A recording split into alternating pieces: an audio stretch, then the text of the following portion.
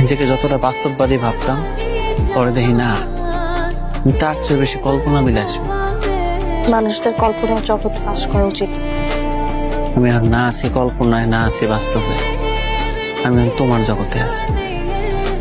এই জগৎ থেকে বাইরে হওয়ার ইচ্ছা বা সাধ্য কোনোটাই আমার নাই। আমি ওনার আমার নাই।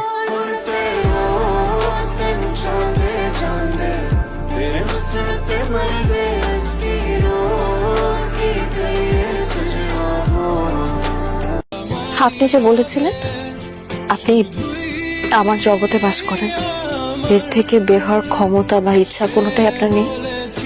আপনি যে বলেছিলেন আমাকে ছাড়া আপনার বাকি পথ একা হাঁটা কষ্ট হয়ে যাবে, মিথ্যা বলেছিলেন।